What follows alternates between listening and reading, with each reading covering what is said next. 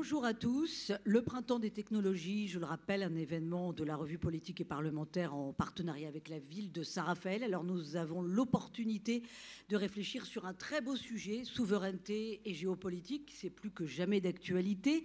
Vous avez des invités prestigieux, donc je le rappelle, je fais écho à ce qui vient d'être dit. Yves Bréchet, ingénieur,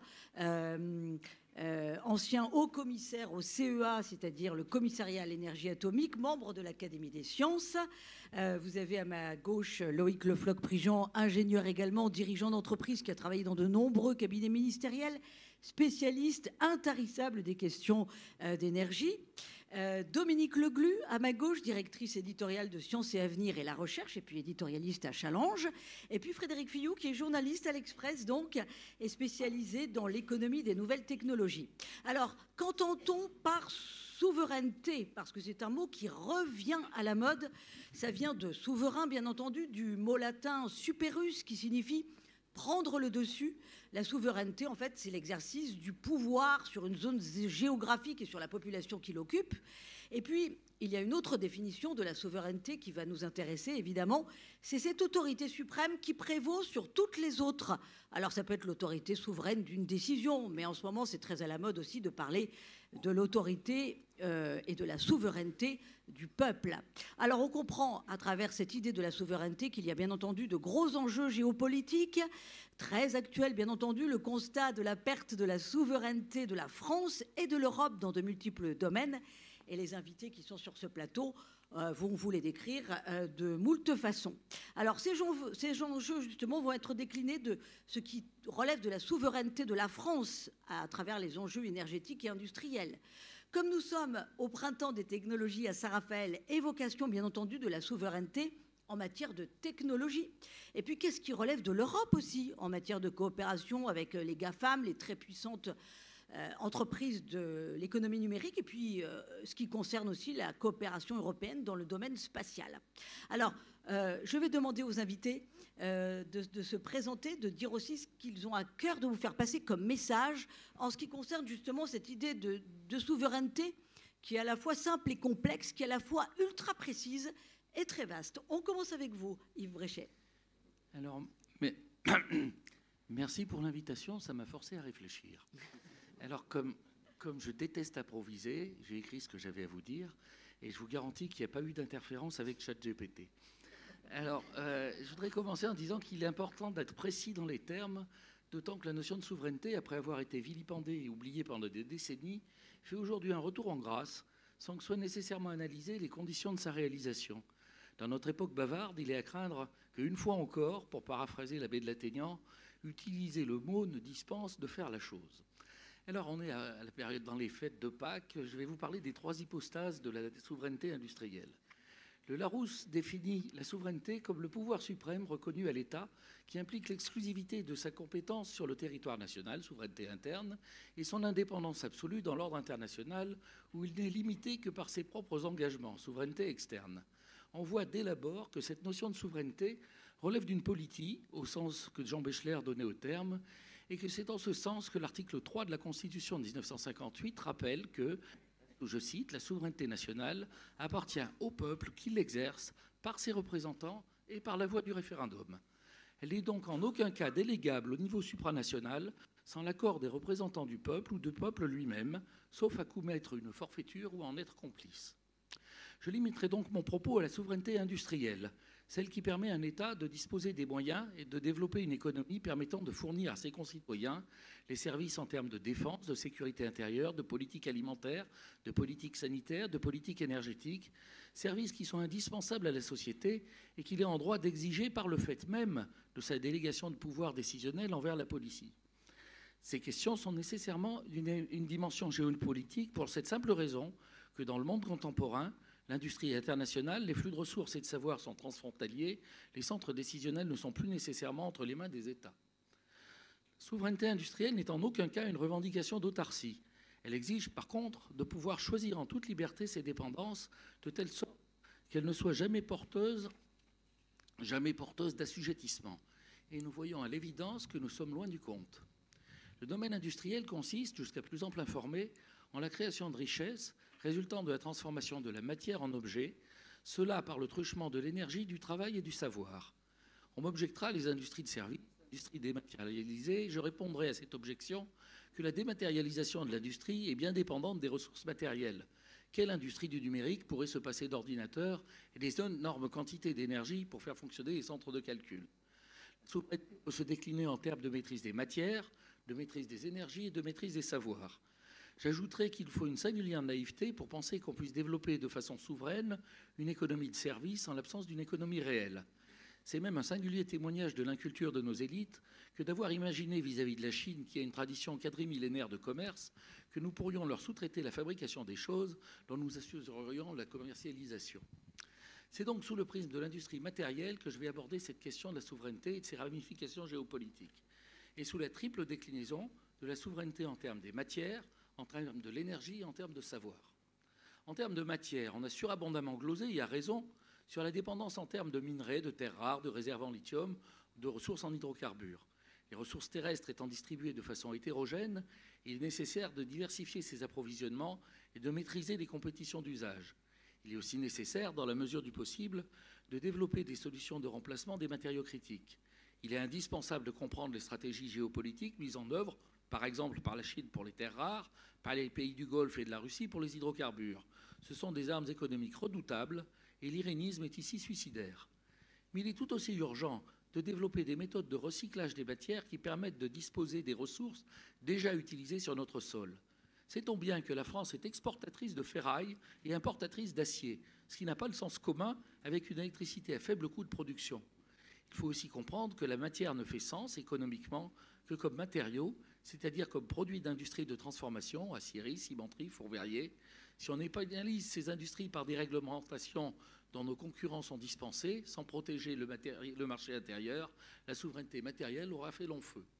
Si j'en viens à des termes d'énergie, la France a montré dans les 15 dernières années une véritable étude de cas de ce qu'il ne faut pas faire en matière de souveraineté. S'évertuer à décarboner une électricité déjà décarbonée, saborder une filière industrielle par un subtil mélange de procrastination et d'électoralisme, abdiquer toute souveraineté dans la politique industrielle en se soumettant à toutes les lubies de nos voisins allemands, sous couvert d'européisme militant, se dispenser des actions nécessaires par de perpétuels effets d'annonce dans le secteur de la rénovation thermique des bâtiments, développer dans une confusion totale les énergies renouvelables sans disposer d'une filière industrielle pour les produire, accepter des modes de tarification au niveau européen qui ne bénéficient qu'aux spéculateurs. Bref, on a tout faux et sur toute la ligne. Donc je pourrais y revenir si vous y tenez vraiment. Alors, je vais passer au troisième point pour ne pas être trop long. En termes de savoir, la souveraineté est tout aussi importante, même si elle est plus subtile. Il convient de distinguer le savoir comme connaissance du monde et le savoir-faire comme maîtrise du monde. Ce qui relève de la science et ce qui relève de l'industrie. Les deux savoirs sont nécessaires et interagissent. Les deux posent des questions de souveraineté, mais dans des termes différents. Le portefeuille des savoirs d'une industrie, tel qu'il s'incarne dans un portefeuille de brevets, est une richesse précieuse et fragile. Précieuse, car elle est garante de la compétitivité de l'entreprise. Fragile, quand les décideurs n'en voient pas la valeur. Telle grande entreprise de turbines, vendue dans un court-termisme de banquier, au mépris de son caractère stratégique pour le mix énergétique du pays et rachetée ensuite à prix d'or comme pour rattraper la gaffe, se voit vidée de son contenu technologique proprement siphonné par son acheteur. Les études faites par l'Institut Fraunhofer de Freiburg, se retrouvant intégralement aux mains des Chinois en leur permettant d'inonder une Europe mercantile de panneaux photovoltaïques à bas coût, est un autre exemple de cette souveraineté technique bradée dans un mouvement dont on ne sait s'il relève de la naïveté, de la bêtise ou de la trahison. Il y aurait beaucoup à apprendre dans ce secteur des pratiques des USA. La question des savoirs fondamentaux est plus subtile. Par nature, la science est internationale, la collaboration est indispensable et l'interférence entre le politique et le scientifique pour ce qui est de la dimension internationale est toujours délétère quand elle essaye de la limiter. Le CERN, les grands instruments de recherche, le projet ITER sont là pour témoigner de l'importance matérielle de cette collaboration internationale. La notion de souveraineté ne doit en aucun cas porter sur la connaissance elle-même, qui par nature doit être partagée. Par contre, elle prend tout son sens en termes de compétences.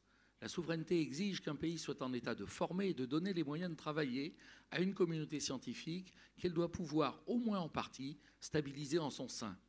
le déclin de l'intérêt des jeunes générations pour la science en Europe, et aux États-Unis, les forces vives des laboratoires issus de Chine et d'Inde, presque exclusivement, sont une menace sur la souveraineté.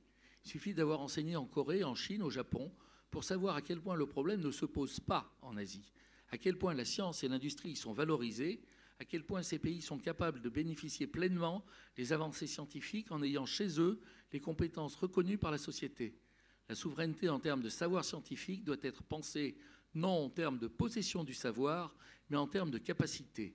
Et cette souveraineté-là, ce n'est qu'en retrouvant l'idéal des Lumières, durement mis à mal ces dernières années, et en l'assumant pleinement que nous pourrons la reconquérir. Alors j'ai voulu dans cette contribution, en me limitant à la souveraineté industrielle, décliner les 3 hypostases de la souveraineté. Souveraineté des matières, souveraineté des énergies, souveraineté des savoirs. Chacune de ces souverainetés a une déclinaison géopolitique, géopolitique des ressources en minerais et matériaux, géopolitique des sources d'énergie, géopolitique des savoirs et de leur partage et de leur protection. Ces souverainetés sont du ressort des États et les accords entre États ne sauraient se substituer de façon automatique à leur capacité de décision, mais doivent servir à la mettre en œuvre. C'est à ces conditions que la souveraineté ne consistera pas seulement à se payer de mots. Merci. Formidable résumé du sujet et des enjeux complexes qu'il y a à détailler désormais. Alors justement, puisqu'on parle, vous avez commencé à effleurer les questions de souveraineté pour tout ce qui a trait à l'énergie.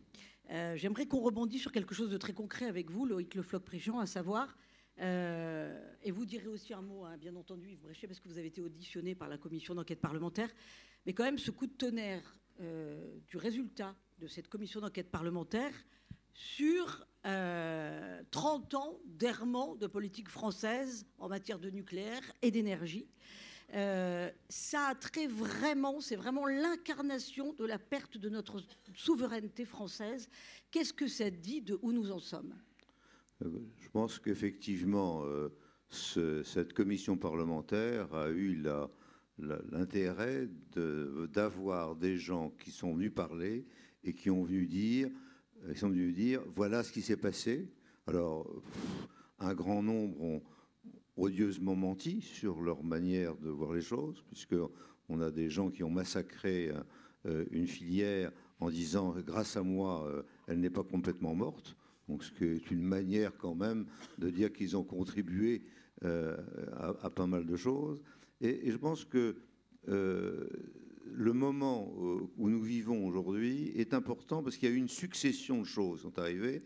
Il y a eu le Covid, où on s'est aperçu qu'effectivement, nous n'avions pas les principes actifs qui étaient du médicament de base. Hein. Et puis, ensuite, on a eu la guerre de l'Ukraine.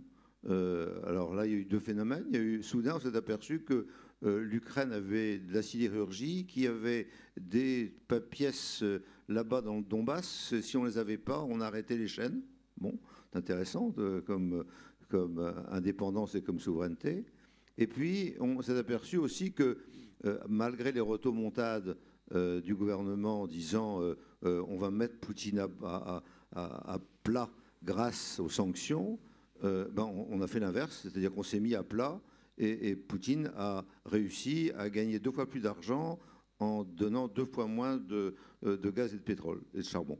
Donc on a bien vu que la géopolitique était dans notre quotidien avec ces 2 événements. Et ce 3e événement qui est celui de ce rapport montre quels ont été les raisonnements scientifiques, privatifs, industriels et géopolitiques, c'est-à-dire toujours l'alpha privatif des Grecs.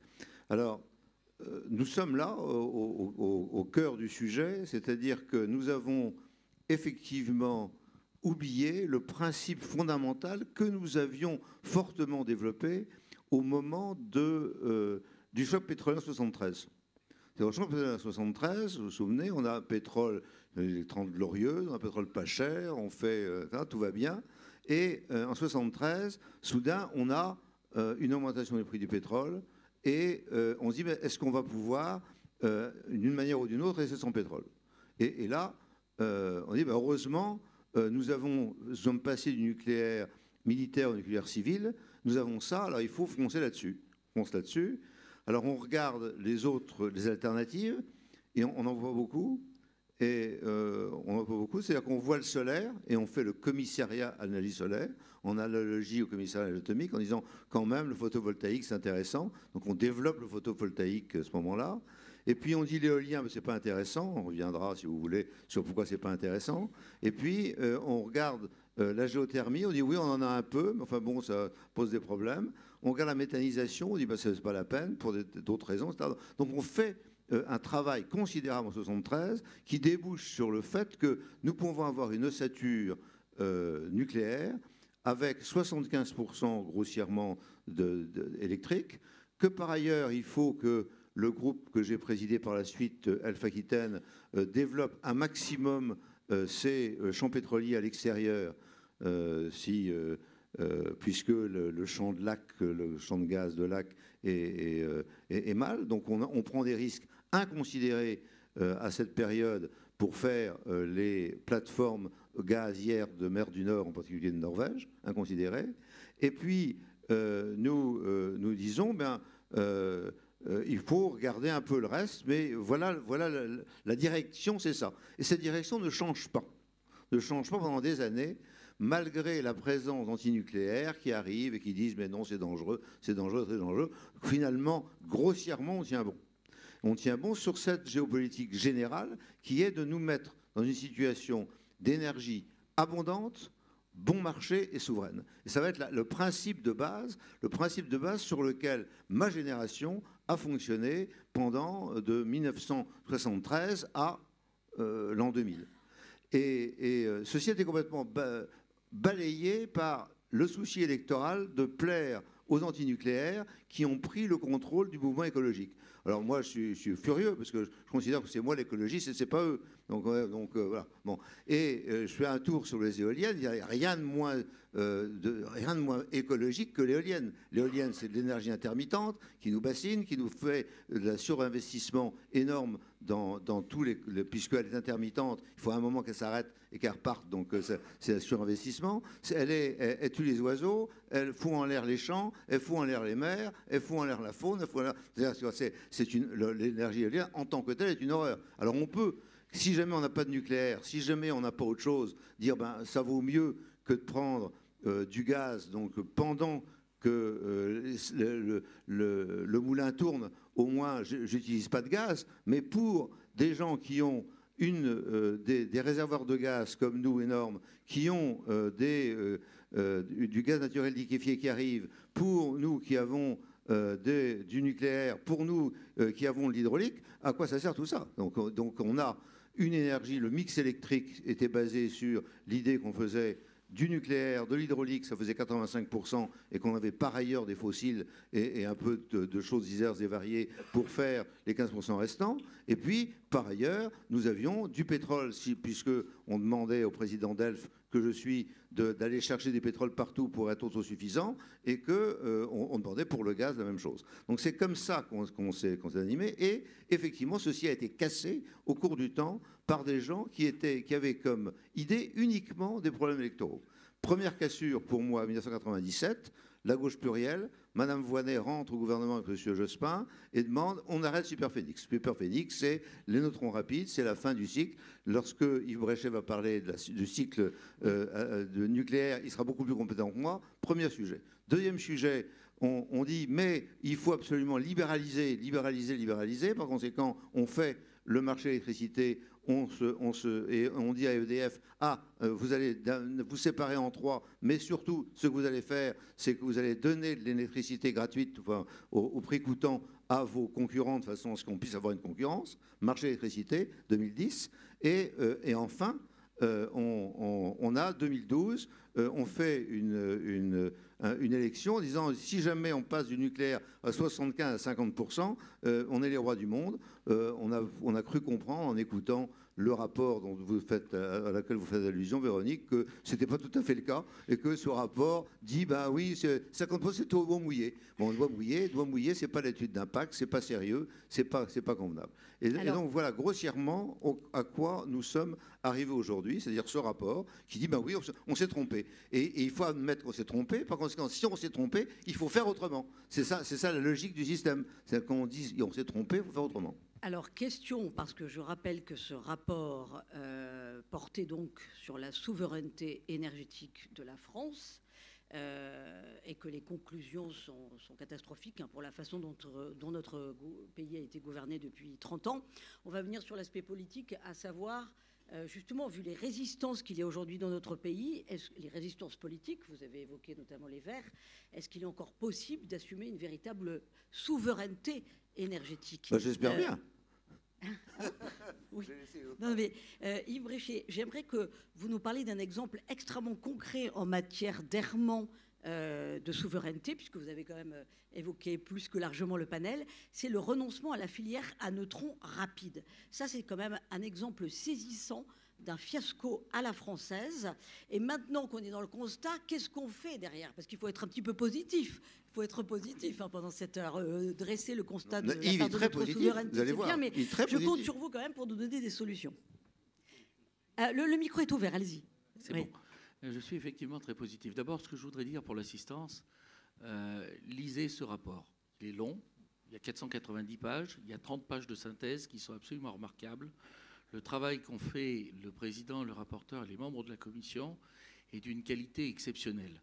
Vous avez été auditionné, je le rappelle, et vous n'y êtes pas les mains mortes d'ailleurs. C'est pas pour ça qu'il est d'une qualité. La meilleure audition, c'est vrai. En train de dire. C'est la meilleure audition. Ils ont fait un travail remarquable. Et dans le moment même où un autre débat sur un autre sujet me faisait honte d'avoir une Assemblée nationale, là j'ai vu l'Assemblée nationale, le Parlement dans son travail, le faire pour le bien des citoyens de la manière la plus claire qui soit. Donc je pense qu'en tant que citoyen, ça vaut le coup, d'une part, de soutenir et de reconnaître ce travail, et d'autre part, de se l'approprier pour être sûr que ça ne reste pas lettre morte sur une étagère. Alors, je vais vous donner deux choses. D'une part, pourquoi l'arrêt de la filière à neutrons rapides était une monumentale ânerie. Moi, j'appelle ça une erreur historique, et ça, c'est parce que j'ai été bien élevé et que je n'appelle pas ça autrement. Mais la raison est la suivante. Quand vous utilisez de l'uranium, l'énergie nucléaire est il y a tout un tas de filières, mais la filière qui est la plus couramment utilisée, c'est une filière où on utilise de l'eau pour modérer les neutrons. Ça s'appelle la filière à neutrons lents. Et cette filière-là brûle de l'uranium de manière très inefficace, ce qui fait qu'on a une ressource qui est utilisée de manière assez médiocre et qu'on pourrait utiliser de manière beaucoup plus efficace, et qu'on a des déchets qu'on sait parfaitement gérer, contrairement à une doxa dont on nous rabat les oreilles. Mais ces déchets, grosso modo, il y a un certain volume. Alors, parmi ces déchets, il y a une bestiole qui s'appelle le plutonium. Ce plutonium, si vous le mettez dans un réacteur avec des neutrons rapides, ça vous permet d'utiliser la quasi-totalité de la ressource en uranium. C'est-à-dire vous arrivez, en utilisant cette filière, vous arriveriez à peu près 1000 ans d'indépendance énergétique, ce qui n'est quand même pas tout à fait rien, et sans avoir besoin d'aller chercher des mines d'uranium ailleurs. Donc la filière à neutrons rapides était ce qu'on appelle la clé de voûte du nucléaire. Ça avait été pensé comme ça dès le départ. Ça a été inventé par Fermi il y a 80 ans. Cette clé de voûte permet d'utiliser au mieux la ressource et de brûler les déchets. On ne peut pas rêver mieux. Ça veut dire que vous avez un nucléaire qui peut être un nucléaire durable. Ça veut dire que si dans 50 ans vous décidez de sortir du nucléaire... Et propre. Si dans 50 ans vous décidez de sortir du nucléaire, vous ne décidez pas le couteau sous la gorge parce que vous n'avez plus de ressources, vous décidez parce que vous avez trouvé une autre source qui pourrait vous convenir mieux. Donc d'arrêter cette filière à neutrons rapides revient à préempter la décision qu'on aura à prendre dans les années à venir, parce qu'on préempte l'usage de la matière. Donc, je l'ai dit sur tous les tons de la gamme, j'ai écrit un nombre hallucinant de rapports, je l'ai dit en tête à tête avec un nombre non négligeable de responsables. Quand on a une logique de chef comptable, on n'a pas une logique de chef d'État. Donc voilà pourquoi je pense que l'arrêt de la filière neutrons rapides est une erreur historique. Alors maintenant, je reviens sur comment on sort de tout ça. Alors, je vais vous le dire de manière assez simple. Je vais vous donner ma lecture du rapport de l'Assemblée nationale. La ligne de conduite en ce qui concerne la souveraineté énergétique est à mon avis simple. Électrification de l'économie, sobriété dans les usages, politique cohérente dans les moyens de production. en gardant comme colonne vertébrale l'atout industriel du nucléaire. Pour ce qui concerne le nucléaire, les objectifs essentiels sont les suivants. Premièrement, maintenir le parc électronucléaire en état de fonctionner efficacement et en toute sûreté. Deuxièmement, construire des réacteurs d'une technologie maîtrisée, des réacteurs à eau pressurisée, ceux qu'on a déjà, sous différentes déclinaisons, en consolidant le tissu industriel de fabrication et en assurant la reconstitution de compétences pérennes à tous les niveaux. Troisièmement, mettre en œuvre la construction de réacteurs à neutrons rapides, garantissant la fermeture du cycle du combustible et la possibilité d'un nucléaire durable, et le faire en s'appuyant sur l'acquis de la filière à neutrons rapides, dans laquelle la France a un avantage concurrentiel indéniable et grosso modo 70 ans d'investissement. Alors, déjà, on va se poser la question de a-t-on l'argent ? A-t-on encore les compétences ? Puisque la filière nucléaire étant en déshérence, on a l'impression que... Voilà.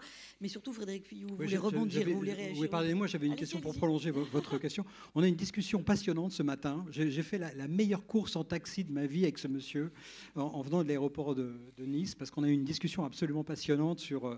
la société américaine s'appelle TerraPower, qui est qui est financée par Bill Gates et qui, je parle sous votre contrôle, construit un réacteur du type de ceux qu'on évoque. Question simple, pourquoi il n'y a pas de TerraPower en France ou en Europe ? Je n'ai jamais eu de pouvoir décisionnel ou que ce soit. Je sais bien, mais bon. Mais en gros, Bill Gates, c'est tout sauf un imbécile. Il sait que le nucléaire va se développer et il sait que les gens qui auront la maîtrise du nucléaire sont les gens qui auront la maîtrise du cycle. Et en conséquence de quoi, il a fait sa biblio, une habitude qu'on semble avoir perdue. Il a fait sa biblio, il a vu qu'en France, dans les années 50, 60, 70, on avait développé la filière à neutrons rapides, et que grosso modo, toutes ces compétences-là, toute cette connaissance-là, eh bien, il l'a intégrée dans la définition de la filière TerraPower. C'est pas plus compliqué que ça. Alors, c'est pas le seul.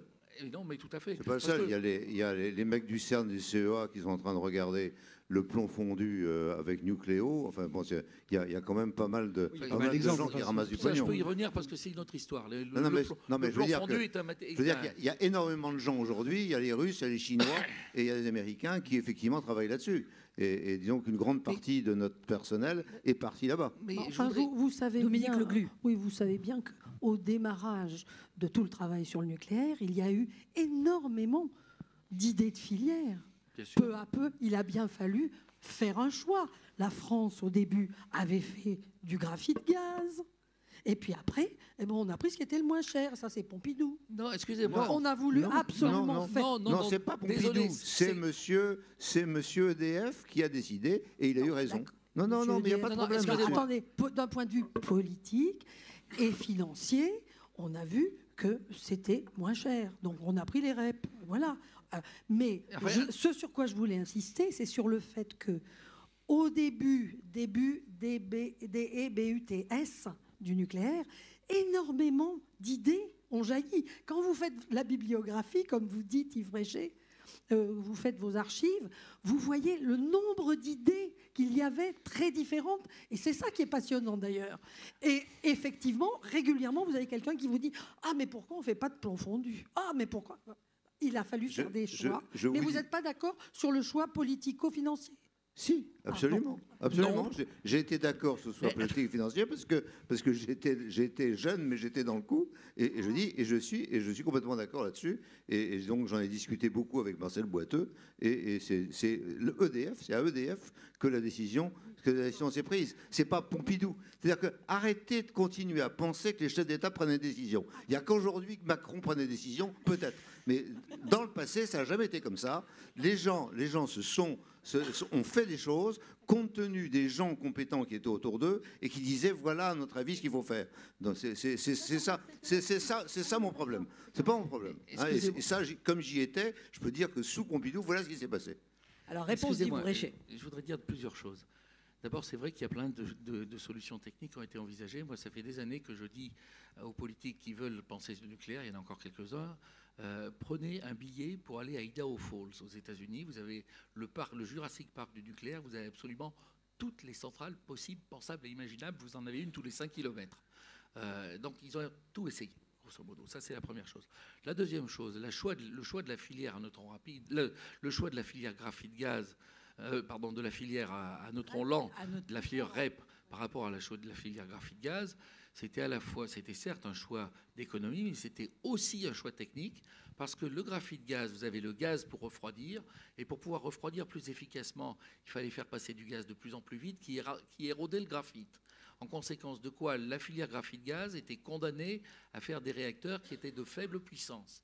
Et en conséquence de quoi, Boiteux, bien conseillé, a choisi de faire la filière à eau pressurisée. Et ce choix par Boiteux est le choix qui a été fait quasiment sur toute la planète. Vous avez les réacteurs à eau pressurisée, les réacteurs à eau bouillante, et vous avez les Candu à eau lourde au Canada parce qu'ils ont de l'eau lourde. Mais toutes ces choses-là ont été pensées. Elles ont été pensées raisonnablement. Et ce que je trouve absolument admirable, ça vaut le coup d'y penser, je rends un vibrant hommage à Marcel Boiteux parce que pour moi, c'est l'incarnation du grand serviteur de l'État. Marcel Boiteux a fait un choix qui a pris le CEA à rebrousse-poil parce que le CEA voulait sa filière graphite-gaz. Et Boiteux, en connaissance de cause, en analysant les problèmes, en s'appuyant sur des avis techniques, a fait le choix qui était le bon choix industriel pour le pays. Il a fait un deuxième choix qui était de prendre une seule filière et de ne pas en prendre 25, ce qui fait qu'on se retrouve avec 58 centrales dont on a le retour d'exploitation qui est un trésor dont seule la France ne se rend pas compte que c'est un trésor. Donc je pense que là, on a un exemple assez remarquable. Mais je ne voudrais pas qu'on se focalise uniquement sur le nucléaire. J'ai un deuxième point qui est dans le rapport de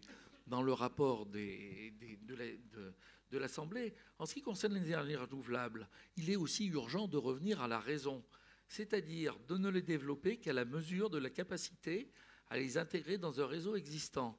Oui, pour qu'on comprenne bien, est-ce que le développement des énergies renouvelables peut conforter notre souveraineté? Est-ce que c'est un sujet qui concerne du coup notre souveraineté ou on part encore dans des délires et on va se rendre compte dans quelques années que c'est pas ce qu'il fallait faire? Je veux la réponse derrière.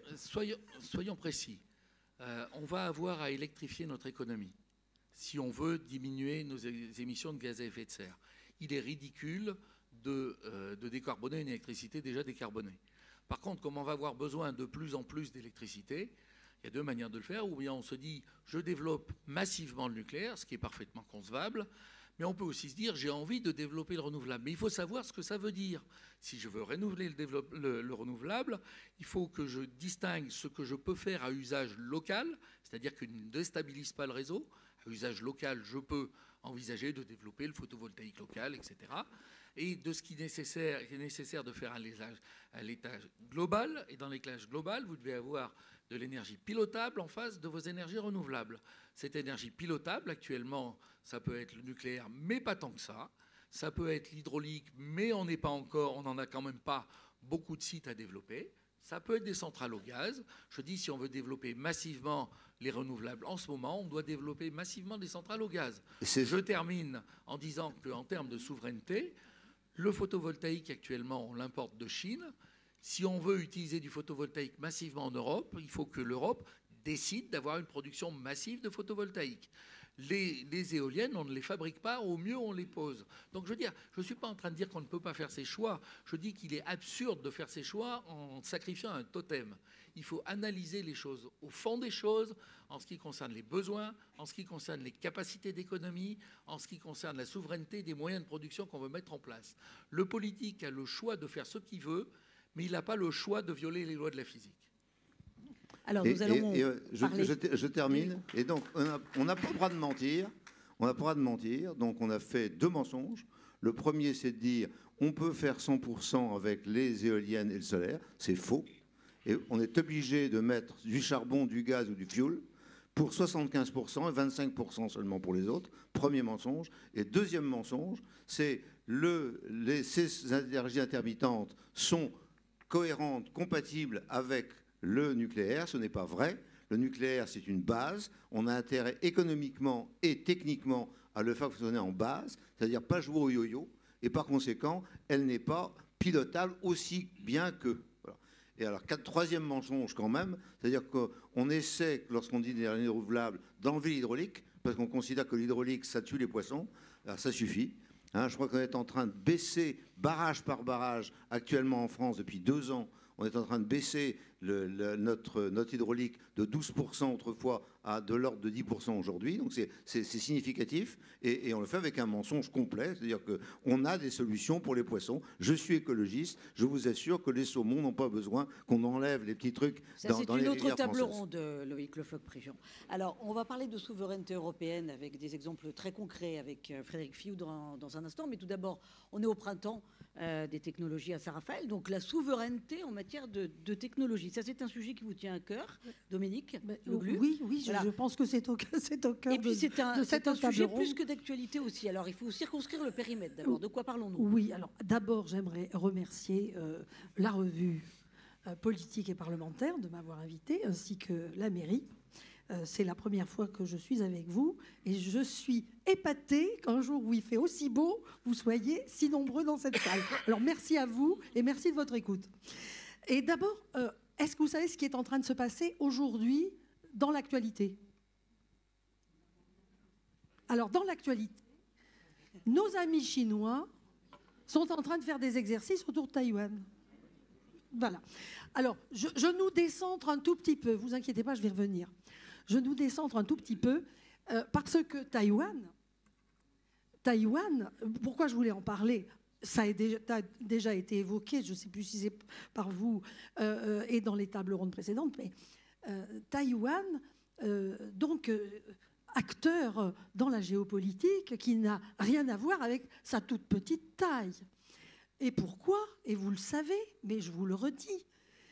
Ils ont alors jusqu'où ce qu'ils appellent leur Silicon Shield, leur bouclier au silicium, puisque quelqu'un a cité le chiffre de 92%, 90% des meilleurs microprocesseurs, hein, vous savez, ceux qui se baladent dans la région des 2-3 nanomètres, hein, on n'y est pas tous les jours, nous, dans les 2-3 nanomètres, ils les fabriquent.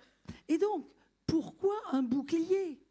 Eh bien, parce que ni les États-Unis, ni la Chine, toute proche, qui considère, comme vous le savez, que Taïwan est partie intégrante de leur territoire, n'arrivent actuellement à fabriquer ces microprocesseurs. Donc là, vous voyez qu'il y a une technologie qu'ils ont réussi, qu'ils sont parvenus à établir après beaucoup d'années. Et on parle tous maintenant de TSMC, hein, c'est la grande boîte, mais il y en a 4 ou 5 hein, qui sont capables de le faire. Et bien voilà, vous avez un acteur tout petit géographiquement, mais qui par une technologie de pointe, eh ben, on espère que ça dérapera. Je peux t'interrompre juste une seconde pour compléter ton propos, si je peux me permettre? Vas-y. Je l'interromps, c'était ma chef à Libération, donc aujourd'hui je me venge, vous voyez, quand j'étais jeune journaliste. Ça peut en profiter. Voilà. Mais simplement, à l'appui de ce que tu dis, il y a un autre pays qui joue un rôle absolument déterminant dans les microprocesseurs, c'est les Pays-Bas, avec une société qui s'appelle ASML. Tu allais peut-être en parler, non? Qui est une société absolument incroyable, qui est l'unique société au monde qui fabrique les machines à fabriquer les microprocesseurs. Chacune de ces machines coûte 250 millions d'euros. Ils les exportent dans le monde entier de façon assez sélective. Mais ils ont un marché totalement monopolistique, on peut dire, sur ce secteur. Et c'est un facteur unique le rêve dans la technologie. Le monopole, c'est le rêve. Oui, le total, oui. Excuse-moi, Dominique. Mais c'est exactement ça. C'est exactement ça. Ça montre qu'on peut retourner notre... Pas une question de taille. C'est pas une question de taille. Alors, je vais faire comme vous, Monsieur Bréchet. J'ai apporté mes fiches. Vous vous souvenez, hein? Vous avez vos fiches? Oui. Il y a eu un dialogue oui, à la télé. En matière de technologie, essayons d'être très incarnés. Oui, ne vous inquiétez pas, Véronique. Quand je dis que je vais imiter Yves, ça va être très court. Mais quand même, et ça me fait rire, parce que vous avez cité la Fraunhofer, qui est un institut en Allemagne, qui, en gros, hein, il sait faire passer ce qu'on a dans la tête à de l'application, hein, c'est ça. En gros, ce sur quoi nous continuons de peiner. Là, vous comprenez? Non, ça va. Bon. Alors, la définition de la souveraineté technologique, je vais vous la lire. Et pourquoi je vous cite la Fraunhofer? C'est parce qu'il se trouve que je fais partie du comité scientifique de la Fondation pour la recherche stratégique. Et la Fondation a tenu un colloque l'année dernière qui était très exactement sur les technologies qu'il fallait avoir pour se prétendre à peu près souverain. Ou pas, hein, parce qu'on ne les a pas. Alors voilà, vous inquiétez pas, il n'y a que 5 lignes. La souveraineté technologique, telle que la pense l'Institut Fraunhofer, ouvrez les guillemets, résulte de l'aptitude d'un État ou d'une fédération à fournir les technologies qu'il ou elle juge critiques pour, alors c'est intéressant là, si vous n'êtes pas encore endormi, le bien-être des populations, la compétitivité de l'économie et sa capacité à agir. Sa capacité, vous voyez que ça remonte à l'État ou à la fédération. Ainsi que de développer ces technologies ou de se les procurer dans d'autres aires économiques sans dépendance structurelle unilatérale. Alors, je cite celui qui avait cité cela, parce que c'est la moindre des choses, c'est un maître de recherche à la Fondation pour la recherche stratégique, Frédéric Coste. Alors, vous voyez que c'est les choses qu'on peut dire tout de suite, c'est qu'il faut maintenir les équilibres. Et on ne peut pas être souverain sur tout. Ça a été dit aussi déjà. Mais ce serait une illusion. Alors, comment on fait? Qu'est-ce que c'est qui est vital? Or, pour l'État, il y a des choses absolument vitales. Bon, je ne vais pas me substituer à l'État, je vais simplement vous redire des choses que vous savez certainement, mais enfin, il faut les redire. Vous les avez évoquées tout à l'heure. On ne serait peut-être pas en train de faire cette table ronde s'il n'y avait pas eu le Covid. La crise du Covid, c'est celle qui nous a ouvert les yeux, et avec des choses tellement simples, tellement simples. C'était les masques, c'était le gel, c'était les respirateurs. Rappelez-vous, je ne sais plus quelle est la grosse entreprise qui a tout de suite dit hein, Air Liquide, je vais faire des respirateurs. Bon, et du coup, on s'est dit, mais c'est pas possible. Sur des choses simples comme ça, nous sommes totalement dépendants. Alors, évidemment, on ne peut pas être que sur le constat. D'abord, une première chose, et je ne veux pas te voler la parole, Frédéric, vous avez bien vu que la réponse face au vaccin, ça a été une réponse européenne pour les acheter. Ça a été la seule solution qu'on a trouvée. Il ne fallait pas y aller tous séparés, sinon ça aurait été, je n'utilise pas les mots des ministres qui sont éminemment vulgaires, mais enfin ça aurait été un sacré bazar. Et ce qui compte, c'est qu'est-ce qu'on fait maintenant? Qu'est-ce qu'on fait maintenant? Et là, c'est compliqué. C'est là qu'on se dit, est-ce que nous avons... Alors, vous savez, on jargonne tout le temps en anglais. Hein, que font nos health tech? Que font nos entreprises de la santé pour être prêtes, ou en tout cas s'assurer qu'elles sont presque prêtes pour la prochaine crise sanitaire? Et ce qui pourrait être d'ailleurs... ça pourrait être à nouveau une maladie infectieuse. Avons-nous, et là je reboucle, mais je comptais en parler à la fin, mais je reboucle avec ce que vous avez dit, Yves Réché, il faut conserver une souveraineté, alors vous l'avez appelée culturelle, moi, je crois que vous avez dit ça, ou de savoir. Mais pour moi, c'est une évidence. Il faut conserver nos capacités intellectuelles au plus haut niveau. Alors, dans certains domaines, je vous rassure, bon, attendez, je ne vous rassure pas tout de suite. Je reprends ce qui avait été dit, je ne sais plus si c'était par Catherine Bréchignac, mais c'est vrai que la notion même d'ARN messager, inventée en France, à l'Institut Pasteur, surtout par François Gros, qui avait travaillé d'ailleurs dans un labo américain, et certainement Monod. Bon, vous vous souvenez, ce sont tous des prix Nobel, hein, c'est quand même des gens, hein, Jacob, Lvov, Monod, François Gros, qui a ensuite dirigé l'Institut Pasteur. Bref, pour ce qui est des savoir-faire, nous avons, par exemple, dans le domaine du numérique, nous avons de quoi faire. Nous avons d'excellents mathématiciens. Mais quand vous écoutez le PDG du CNRS actuel, Antoine Petit, qui vient d'ailleurs de l'INRIA qui a été cité ce matin parce que notre ami neurobiologiste, neuroscientifique est allié à l'INRIA. L'INRIA, vous le savez, c'est ce grand institut de recherche informatique et automatique. Eh bien, on voit que nous risquons de baisser en mathématiques. En ce moment, il y a quand même une crise. Hein, on ne trouve plus de profs de maths. Or, formation nécessaire. Et une formation, comme vous le savez, ça prend du temps. Hein. On ne crée pas des cerveaux, ou en tout cas des cerveaux bien faits, en claquant des doigts. Alors là, comment on fait pour garder cela? Parce que, évidemment, c'est très important pour conserver cette souveraineté. Je reviens quand même à la health tech, parce que c'est quelque chose... Ça a été dit, vous l'avez un tout petit peu évoqué quand vous êtes intervenu ce matin.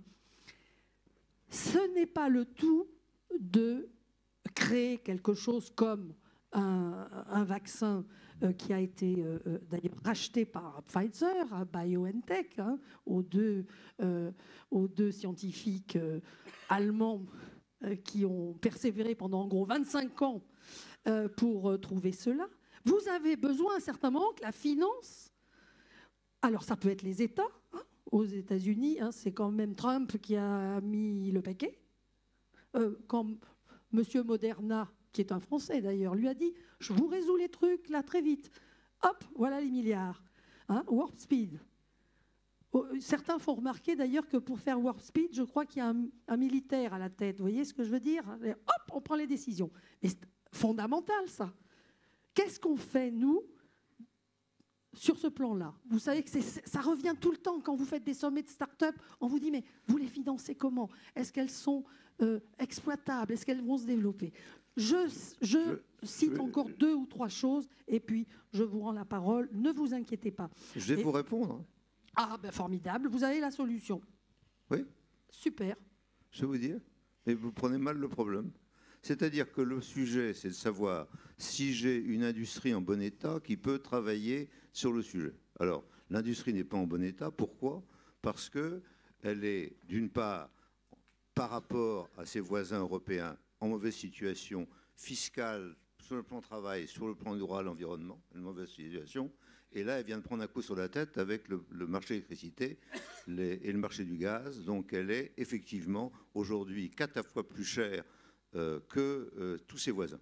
Donc on prend un coup sur la tête, on a beau nous raconter qu'on a le bouclier, qu'on a ci, etc. Ce n'est pas vrai, il n'y a pas de bouclier, on est dans les difficultés. Moi, je suis passé de 60 € à 600 € et mes collègues en Suisse, en Allemagne, en Italie et en Espagne, aucun d'eux n'a fait ça. Donc on est dans une situation difficile parce qu'on prend sur la tête. 2, on nous dit il faut faire ci, il faut faire ça, c'est-à-dire que le nombre de choses qui ne sont pas faites dans le régalien est extrêmement élevé. Par contre, quand il s'agit de dire que les entreprises sont bêtes, sont super profits, sont machin, etc., on n'y arrête pas. Et donc on est sur cette histoire. Actuellement, on nous met des coups sur la tête. Et la dernière chose, c'est que effectivement, nous avons des problèmes de formation que nous n'avons pas réglés et que nous ne réglons pas. Et cerise sur le gâteau, on nous dit maintenant c'est simple, c'est de l'industrie verte, en oubliant simplement que toute industrie aujourd'hui en France est verte. Il n'y a pas de verdeur, de ci ou de ça. Ce n'est pas parce que tu es sur l'hydrogène que tu es vert.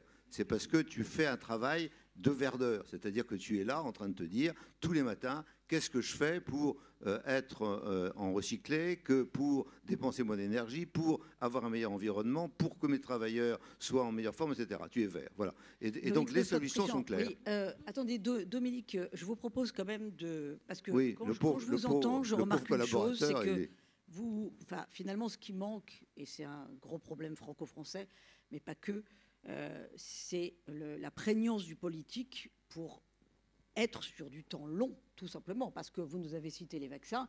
Les vaccins, on a été capable de faire très rapidement des vaccins. Mais on se rend bien compte que tout ce qui induit une véritable souveraineté qui a trait à notre pays induit de penser sur 20 ou 30 ans, ce qui n'est plus le cas, a fortiori pour des raisons électoralistes. Alors, penchons-nous sur ce qui se fait à l'échelle européenne, parce que, Frédéric Filloux, vous avez des exemples passionnants à nous donner concernant justement des choses qui ont trait à la souveraineté européenne, notamment les GAFAM, donc les très puissantes industries du numérique, et puis aussi la politique spatiale. Alors racontez-nous, c'est passionnant. Oui, je vais en parler en 2 secondes. Simplement pour recentrer un petit peu le débat sur les histoires de souveraineté, notamment de souveraineté numérique. Moi, je trouve que ce débat en France, c'est un truc qui me fascine depuis très longtemps et j'en suis un petit peu, je dirais pas victime, mais je m'empaille avec énormément de gens là-dessus. C'est que pour moi, c'est un débat, je ne parle pas du tout de cette table table ronde qui est de très bon niveau et en plus très sympathique. Mais d'une façon générale, en France, c'est un débat qui focalise un peu toutes les hystéries françaises. C'est-à-dire que par rapport à cette histoire de souveraineté, par rapport aux GAFAM par exemple, il y a une suspicion par défaut de tout ce qui est fait ailleurs. Il y a une aigreur française par rapport à le nombre vraiment important de choses qu'on a ratées sur le plan technologique. Il y a un anti-américanisme absolument hystérique qui fait que le messager est systématiquement flingué. Et surtout, ce qui me fascine, c'est qu'il y a une polarisation absolue. La souveraineté, la discussion sur la souveraineté numérique en France, c'est un débat qui ne souffre absolument pas la modération, la distance, la prudence ou le doute. On est soit hystériquement souverainiste et à critiquer tout ce qui peut se faire avec l'extérieur, soit on est vu comme vendu aux Américains. Alors pour ce qui me concerne, malheureusement, je tombe dans la deuxième catégorie parce que j'ai passé 7 ans aux États-Unis, dont 2 ans dans une université américaine, et j'ai fait un projet d'intelligence artificielle qui a été financé par Google. Donc je suis marqué, je tiens à vous le dire, parce qu'au moins vous savez d'où je vous parle. Plus sérieusement, la souveraineté, c'est évidemment, et je viens à votre question, un thème absolument essentiel. Je pense qu'il faut la regarder sur une espèce d'échelle allant de gauche à droite ou de droite à gauche, ça dépend dans quel sens on se place, qui va aller du plus absolu au plus souple. Dans le plus absolu, on va avoir des choses comme l'énergie, on en a parlé donc je n'y reviens pas, on a la défense, naturellement, on a toute la défense et sécurité, on a le spatial, on a la santé. Je reviens brièvement sur deux choses par rapport à ça. Dans le domaine spatial, par exemple, qui consiste à lancer des fusées, avoir développé des satellites, les gérer et avoir une filière qui va avec, que ce soit pour faire de l'observation de la Terre, des télécommunications souveraines, par exemple, pour les militaires, etc., etc. Là, l'Europe est à l'arrêt. C'est-à-dire qu'aujourd'hui, on n'a plus de lanceurs en Europe. Ariane 6 a 3 ans de retard. Ariane 5 va faire ses 2 derniers vols très bientôt. On sait faire parce que, par exemple, on a mis sur orbite il y a quelques mois le satellite, le James Webb Telescope. Ça a été absolument magistral parce que l'orbite a été un modèle de réalisation et d'achievement. Donc, on sait faire ce genre de choses. Simplement, on a un problème de planification. Et alors, moi, ce qui me fascine dans l'histoire de l'Europe spatiale, c'est qu'elle synthétise plusieurs défauts. Le premier défaut, ce sont des choix technologiques qui ont été faits de façon totalement arbitraire, sans documentation, ce que vous évoquiez tout à l'heure à propos de Marcel Boiteux, c'est-à-dire sans volonté de chercher, sans volonté de comprendre ce qu'il avait fait, où on a dit, en gros, les lanceurs récupérables, vous savez, les fusées d'Elon Musk qui se proposent après la première phase de vol, ça ne marchera pas. Donc c'est une décision qui a été prise, je crois, en 2000, tu dois savoir ça, 2016, 2015, par là, quoi. Donc ça a été un choix totalement démentiel. La deuxième chose, c'est un truc hallucinant qui s'appelle le retour géographique. Le retour géographique, c'est un concept absolument merveilleux. Vous avez des États qui contribuent à l'Agence spatiale européenne, donc très bien, génial, tout le monde met au pot, c'est Broadway, tout le monde met de l'argent et tout, c'est super. Sauf que après, vous avez une espèce de redistribution. Là aussi, pas de problème sur le principe. Cette redistribution va être d'abord une redistribution comptable avant d'être une redistribution industrielle. C'est-à-dire qu'on ne va pas se dire qui est le meilleur d'entre nous pour fabriquer tel type de satellite, tel type de lanceur, tel type de station au sol, etc., etc.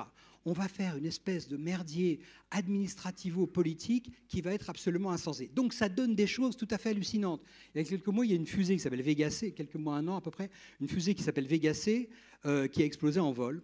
Et l'histoire est complètement dingue quand on lit le rapport d'enquête. Le rapport d'enquête a fait la démonstration que il y avait un composant de cette fusée qui est absolument essentiel, qui est dans le moteur, qui avait été sous-traité par l'ESA, par l'Agence spatiale européenne, aux Italiens d'une boîte qui s'appelle Avio, probablement très compétente sur plein de choses.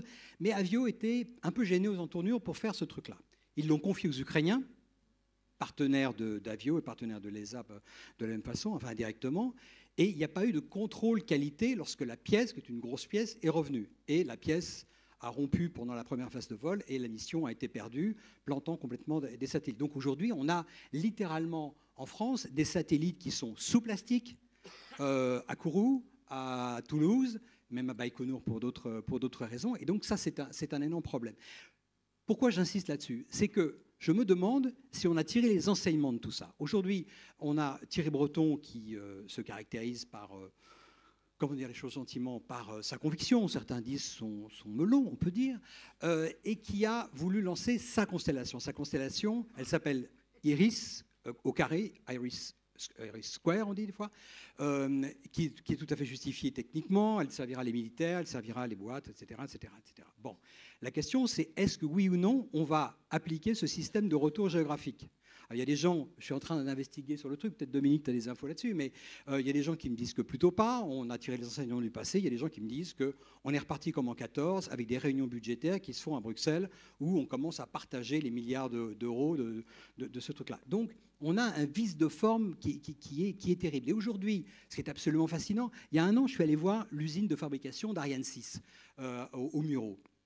Le patron d'Ariane Espace, pas que je me trompe, Ariane Group, Ariane Espace, Stéphane Israël me dit, vous allez voir, parce qu'on s'était engueulé sur les histoires de SpaceX, sur les coûts internes de SpaceX, etc. Il n'était pas d'accord avec mes chiffres, et puis moi je trouvais qu'il exagérait, enfin bref.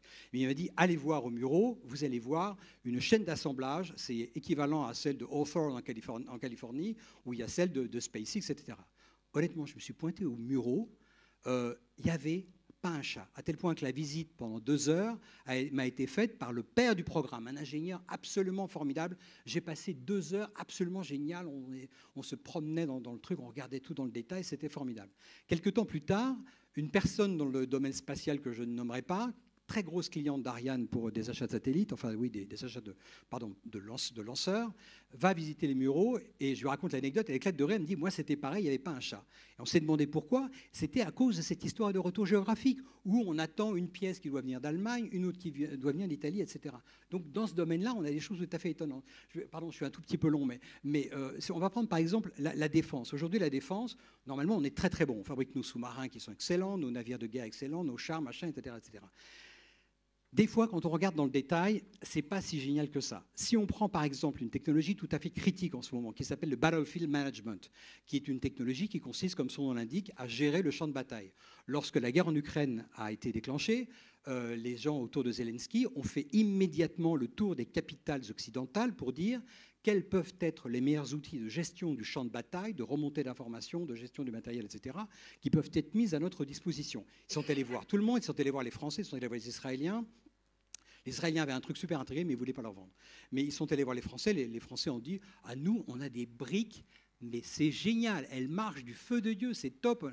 Et alors les gens de Zelensky disent « vous êtes cool, mais nous, on veut un truc qui marche tout de suite ».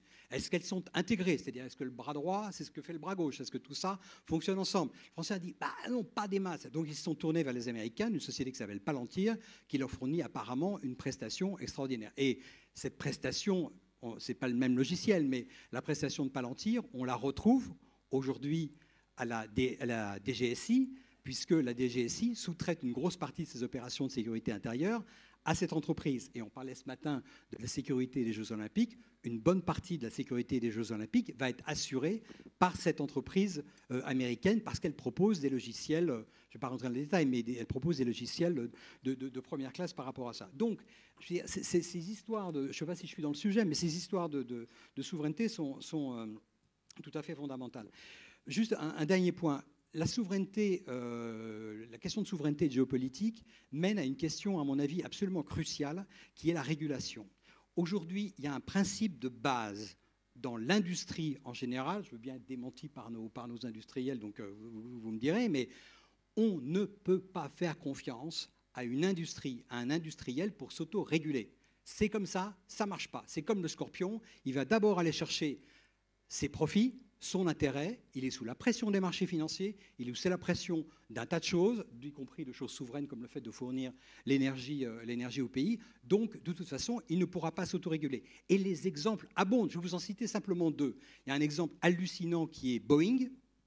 Lorsque l'administration américaine de l'aviation, la FAA, s'est trouvée privée de budget, etc., ils ont dit à Boeing, bon les mecs, vous sortez beaucoup d'avions, c'est vachement compliqué, vous allez vous auto-réguler, vous auto-certifier en partie, hein, vous allez vous-même vous auto-certifier. Donc ils ont commencé à travailler, etc. Ça a donné le crash du Boeing 737, le double crash du Boeing 737, 300 morts. qui est quand même un truc. Et il y a un documentaire génial sur Netflix qui raconte tout ça, et c'est super passionnant parce qu'on voit la mécanique, se mettre en place. Et j'avais un autre exemple. Évidemment, il m'est sorti de la tête, mais c'était absolument passionnant. Comment ? Je vous réponds pendant que vous réfléchissez. L'autorégulation est difficile dès qu'on a un cours de bourse. Oui, tout à fait. Si on n'a pas de cours de bourse, et par conséquent, l'ensemble des PMI dont je suis, ou l'ensemble des sociétés de milanaises ou des sociétés allemandes, qui sont des sociétés familiales, sont parfaitement autorégulées. Donc c'est quand on change de niveau et qu'on a un cours de bourse qu'on n'y arrive pas. Hein, le deuxième exemple, soyez pas dur avec l'industrie. L'industrie fonctionne bien. Non, Simplement, l'industrie est en train de muter. À cause de ça, à cause de cette autorégulation liée au cours de bourse et le fait qu'il y ait des entreprises, des petites entreprises, des moyennes entreprises qui sont en train de monter sans être obligées d'aller en bourse, fait que il y a une autorégulation très forte. Je termine. Mon deuxième exemple qui tient en une phrase, c'est l'histoire de Volkswagen. Volkswagen avait quand même développé un système d'un moteur diesel qui était capable de mentir aux régulateurs, enfin aux autorités, enfin aux gens qui vérifiaient le truc, puisqu'à chaque fois qu'on branchait une prise de diagnostic sur la voiture, elle se mettait à moins polluer. J'en viens à la technologie, qui est un domaine, l'industrie, je fais gaffe parce que c'est votre spécialité à vous, mais c'est moins la mienne. Mais j'en viens à la technologie. La technologie, vous prenez l'histoire de Facebook, Google, toutes ces boîtes-là, elles n'ont jamais été infoutues de s'autoréguler de quelque façon que ce soit. Aujourd'hui, même si je suis plutôt pro-GAFAM, c'est-à-dire plutôt partisan d'une coopération avec ces gens-là, je veux dire, on ne peut pas leur faire confiance du tout.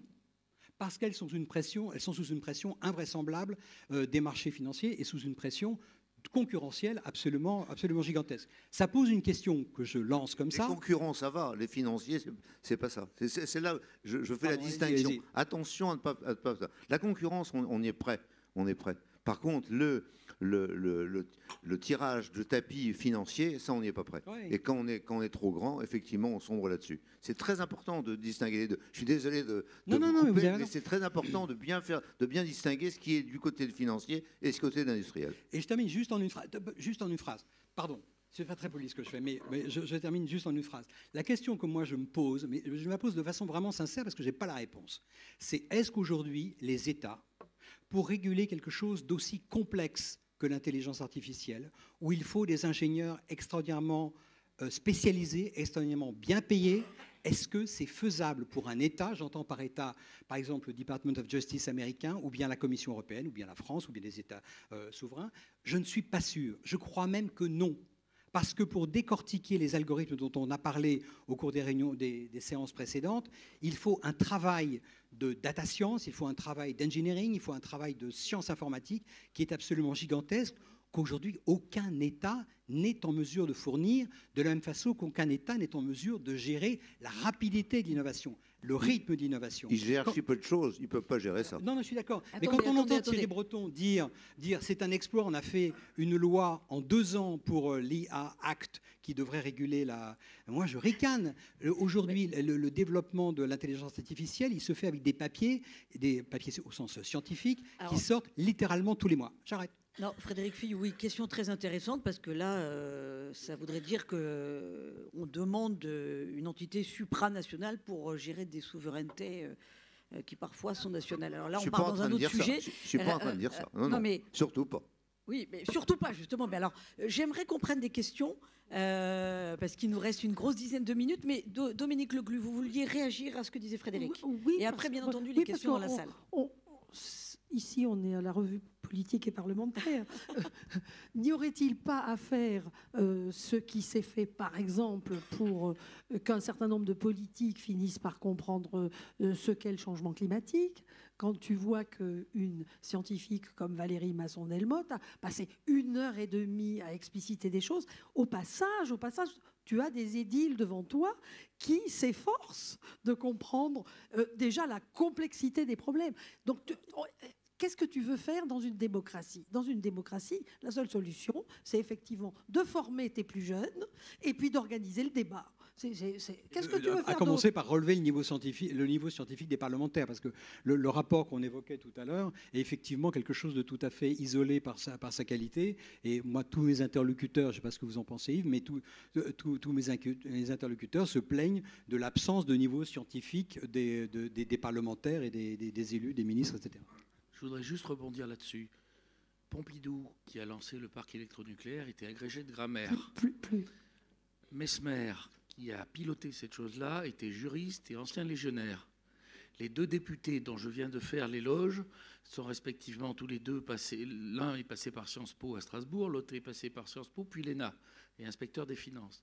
Ça veut dire que la science est un métier, mais la rationalité scientifique est un bien commun. Et que quand ces gens-là, comme ils sont bien câblés, qu'ils ne sont pas bêtes, ben ils sont parfaitement capables de comprendre, à condition qu'ils aient envie de comprendre et qu'on ait envie de leur expliquer. Et je pense que ce qui manque pour l'instant, c'est précisément cette volonté de comprendre et cette volonté d'expliquer. Je pense que c'est tout à fait possible et je pense que c'est vital pour notre avenir. La volonté d'expliquer, elle est là. Y a-t-il des questions dans la salle? Oui, plusieurs questions.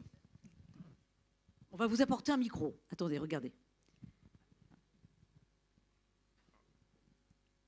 Allez-y, monsieur, oui. Oui, bonjour, Bernard-Henri Labigne. Je voulais vous signaler un certain nombre d'articles que j'ai lus sur les problèmes de souveraineté géopolitique. Vous avez actuellement, vous en avez parlé tout à l'heure, une guerre qui a été lancée par Joe Biden contre la Chine pour à la fois les machines-outils, pour faire les microprocesseurs, et également pour la livraison de microprocesseurs. Donc Joe Biden, au début, il a essayé de trouver un accord avec des pays sur l'Asie. Il a trouvé un accord avec les Japonais et les Coréens du Sud. Taïwan n'en a pas fait partie, je pense pour des raisons politiques et stratégiques vis-à-vis de la Chine. Et ensuite, il cherchait un partenaire en Europe. Il a trouvé les Hollandais, qui, eux, livrent les machines-outils pour fabriquer les microprocesseurs. Donc, si vous voulez, la Chine se trouve aujourd'hui dans une situation très difficile parce qu'on lui supprime à la fois l'accès aux machines-outils et aux produits finis. Soi-disant, c'est peut-être vrai, je ne suis pas spécialiste dans la matière, parce qu'il faut qu'il n'utilise pas ces microprocesseurs pour l'armement, en partie. Deuxièmement, la Chine a décidé de réagir parce qu'elle voit les investissements énormes qui sont en train d'être faits. Van der Leyen a fait voter un budget de 22 milliards l'année dernière. Les États-Unis viennent de voter 54 milliards cette année, le Japon 27 milliards et la Corée du Sud plusieurs centaines de milliards. À tel point que le Premier ministre japonais doit rencontrer son homologue coréen pour savoir jusqu'à quel point le Japon doit continuer à investir dans ce process ou rejoindre les industries de Sud-Corée. Et qu'est-ce qui se passe en contrepartie aujourd'hui? C'est que la Chine refuse maintenant, dans le temps, de livrer les aimants Cori et également dans les terres spéciales les produits de base pour que les Européens puissent travailler. Donc on en arrive à un process entre la souveraineté et la géopolitique et on est en train de bloquer, à mon avis, tout le système. Les Européens et les Américains ne livrent plus. Les Chinois ne veulent plus nous livrer les matières premières. Alors je veux savoir ce que vous en pensez. On va aller où comme ça? Bon exemple. Quelle est la décision? Loïc Le Floch-Prigent? Oui. Non, je suis moins... la situation est beaucoup plus complexe que ça, parce que la plupart des fabrications, on trouve des possibilités ici ou là. Vous avez vu que, par exemple, sur l'Ukraine, je vous l'ai dit tout à l'heure, on était coincés, pof, des Polonais sont arrivés en disant nous on sait faire, on n'avait pas investi encore, mais on vous donne.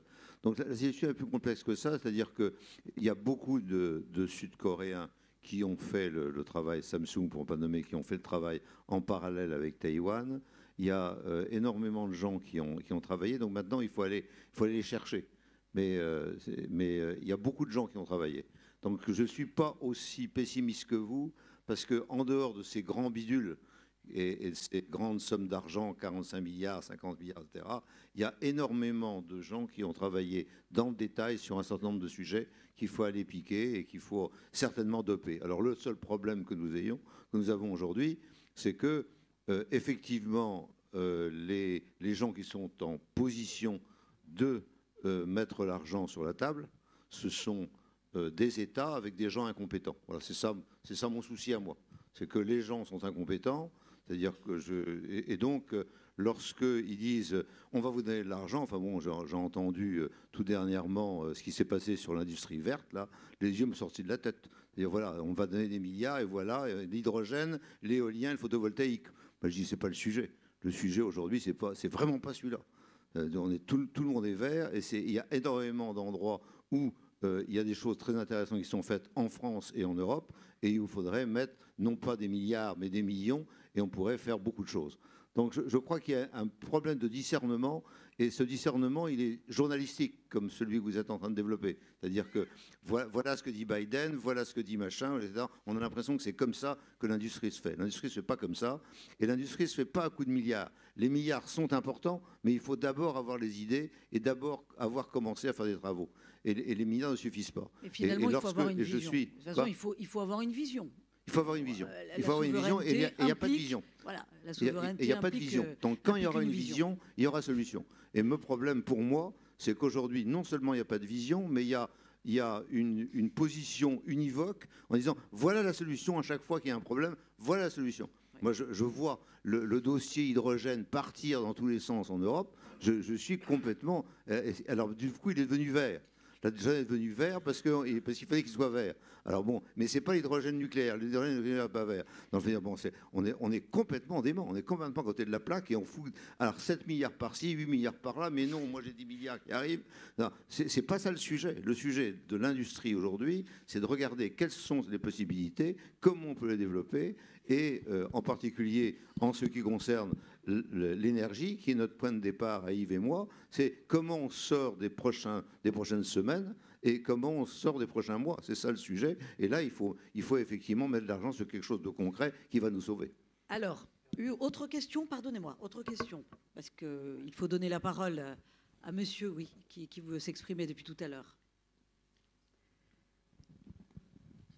Merci de me donner la parole. Alors, bon, je ne veux pas être trop long, mais moi, il y a un sujet qui me préoccupe. Maintenant, je suis en retraite, mais ça me préoccupe beaucoup. C'est la défense et la santé. Il s'avère que je suis de profession médicale, pharmacien, médecin. J'ai été membre de l'Académie des sciences de New York et j'ai été appelé par Sanofi. Je suis rentré chez Sanofi parce que le plein temps hospitalier ne permet pas d'avoir une vision à long terme, donc je suis rentré chez Sanofi. Et puis Sanofi a racheté différentes activités, dont l'Institut Pasteur, et j'ai été transféré à l'Institut Pasteur. Bon, on parlait déjà à l'époque des anticorps monoclonaux, etc., mais ça remonte à loin, et l'industrie française a toujours occulté ça à l'époque. Bien. Sous la direction de M. Jules Horowitz, dont le réacteur à Grenoble devrait porter le nom, qui était le directeur de OCEA de la recherche fondamentale. Et il avait un poste important puisque c'était le seul organisme public qui consacrait pas 75% de son budget aux dépenses en personnel. Quelle est votre question, s'il vous plaît? Oui, alors ma question est la suivante. Si on prend, par exemple, la santé, tout le monde sait ce que fait. Oh, je fais un PET scan, je fais ci, je fais ça. Simplement, les isotopes qui servent à faire tout ça, si vous prenez le fluor 18, bon, on a fait des études sur le différents autres isotopes de type bêta, personne ne se préoccupe comment on obtient l'oxygène 18. Bon. Nous, on avait fait une proposition à l'époque. Pardonnez-moi, mais là, on ne peut pas partir dans des divagations. Quel rapport avec la souveraineté? Eh bien, la souveraineté, c'est-à-dire que quand j'ai créé la filiale du CEA à titre personnel, parce que je ne pouvais pas créer une filiale tout seul, donc à cause de l'eau lourde en particulier, et on en reviendra sur la défense. Savez-vous que l'eau lourde, les Américains n'en produisent plus depuis longtemps à Shock River, achètent au Canada. Le Canada, lui, a stoppé sa production et la France a arrêté depuis Mazingarbe, etc. Il n'y a plus de production d'eau lourde. Or, il s'avère que... Donc vous dites comment sortir de cet état de fait, finalement? Et oui, alors, parce que finalement, les militaires ont besoin d'eau lourde pour faire notre art. Je crois qu'Yves a compris la question, il va y répondre. Oui. Alors d'abord, on continue à avoir de l'eau lourde au Canada. Les réacteurs Candu, ils fonctionnent à l'eau lourde. Oui. C'est tous les réacteurs des Canadiens. Donc ça, de ce côté-là, il n'y a pas d'inquiétude. Le point que vous soulevez, qui est un point stratégique, effectivement, c'est le point des isotopes radioactifs à usage médical. Et là, on a un truc qui est complètement baroque, c'est-à-dire tout le monde en a besoin, mais personne ne veut les payer. Ces isotopes radioactifs sont essentiellement des produits qu'on peut quasiment appeler des déchets des réacteurs nucléaires de leur production. C'est des sous-produits, disons. Ils ne sont pas faits pour ça, les réacteurs nucléaires. Donc si vous les facturez au prix naturel qu'ils doivent avoir en fonction du fonctionnement du réacteur nucléaire, c'est tout de suite hors de prix. Et si vous ne les facturez pas à ce prix-là, ce n'est pas un business qui est rentable. Donc c'est quelque chose... Moi, je me suis battu pour qu'on ne ferme pas le réacteur Osiris à Paris, qui faisait des isotopes comme ça, et on l'a fermé. Et je veux dire, chaque fois... Alors maintenant, après, les gens du nucléaire ont toujours un certain génie. Dès qu'on veut fermer un réacteur, ils disent « Ah, attention, on a les isotopes médicaux ». C'est vrai, ils ont raison. C'est toujours... Mais le problème, c'est que ça finit par devenir un prétexte plus qu'une raison, parce que personne n'a jamais admis le modèle économique qui permettrait qu'on paye ça au bon niveau. Et je pense que là, il y a quelque chose qui relève du bien public. C'est-à-dire le bien public a besoin de ces isotopes radioactifs et doit les payer au prix auquel ils peuvent être produits. Ben vous allez... Non, mais pardon. Oui. Non, mais vous avez entièrement... Non, mais vous avez... Monsieur, je pense qu'on a répondu à votre question. On a répondu à votre question, on répond plus tard. Finalement, cette question de souveraineté conduit à... Vous avez soulevé la question du bien public, ça nous ramène à la question du bien commun. Hein, et on pourrait en parler pendant des heures. Alors, je vous remercie. Oui, il y a une chose que je voudrais dire, mais très rapidement. Je pense qu'il y a une chose qu'il faut avoir en tête, c'est l'importance d'avoir une réflexion qui est une réflexion technique et l'importance d'avoir une réflexion qui est une réflexion systémique. Dans les problèmes d'énergie, vous avez la production, le transport, le stockage, l'utilisation. Et on passe son temps à essayer de découpler ces différents trucs. Et ça donne des trucs absolument absurdes. Et je vous prendrai un exemple. L'utilisation, il y a un tiers de nos émissions de CO2 qui viennent du bâtiment.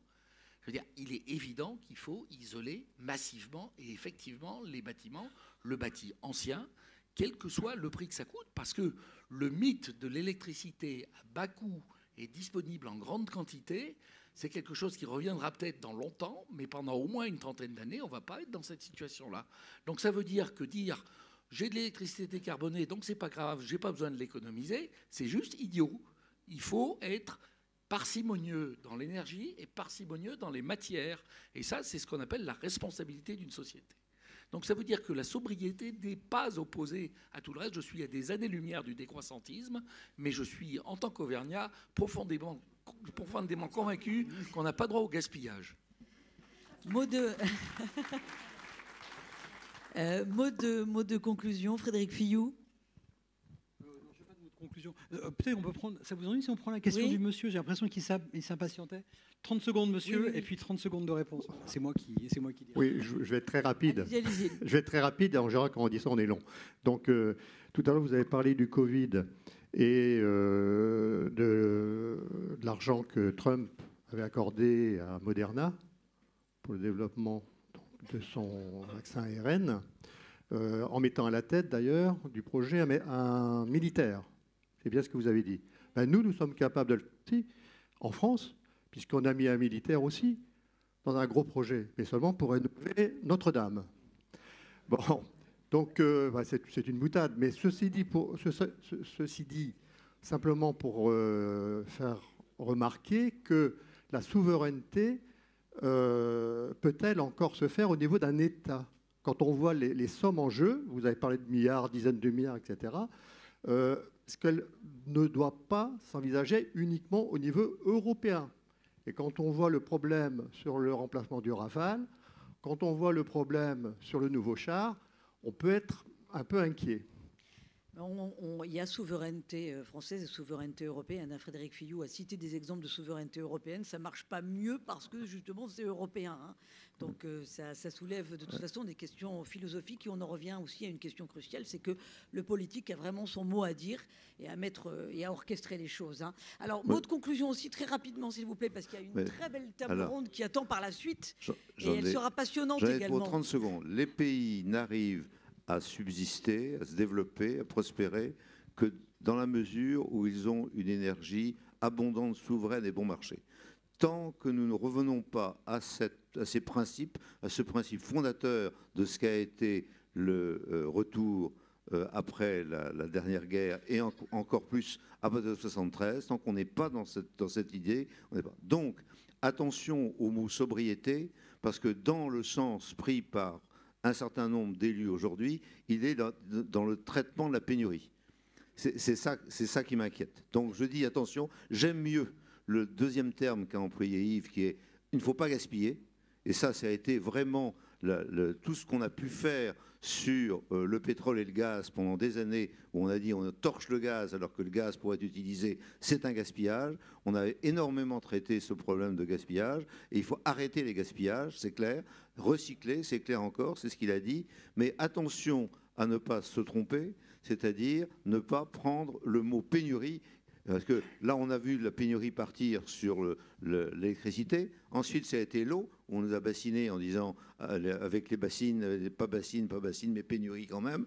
Et puis, on va finir par être pénurie tout court. Et la pénurie, pour moi, c'est le choix entre la vie et la mort. Et à la fin, c'est l'inflation et c'est la décroissance. Et ça, je suis résolument contre l'idée que l'ensemble de notre raisonnement conduisent à la décroissance. Ça, c'est une erreur fondamentale. La sobriété peut être un faux ami. Dominique Leglu, conclusion. Conclusion, en fait, je pense à ce qui a été dit hier soir, et où on insistait sur la différence à faire entre science et technologie, même si elles se rebouclent. Hein. Et en fait, la clé, c'est le temps long. Eh oui. C'est le temps long. Et là, c'est plus une question, comme le ferait Frédéric, que je pose aux politiques, c'est comment gérer le temps long. En sciences ou en spatial, au CERN, vous en prenez pour 20 ans. Hein, il faut l'assumer, ça, en tant que chercheur ou en tant que développeur d'une fusée, par exemple. Bon, comment vous faites ça au niveau politique? Parce que c'est une des clés. C'est une des clés. Et si Taïwan en est où ils en sont, c'est un investissement qui remonte. Hein. Ça ne s'est pas fait non plus en claquant des doigts. C'est ce sentiment-là. Comme je viens de la recherche, je ne peux pas m'en empêcher, vous voyez. Voilà, le temps long, quand tout va de plus en plus vite, eh bien, c'est un beau sujet pour une prochaine table ronde. Merci à tous. Merci Dominique Leglu, merci Yves Bréchet, Frédéric Fillou et Loïc Le Floch-Prigent. Prochaine table ronde, bien entendu. Restez pour cette belle table ronde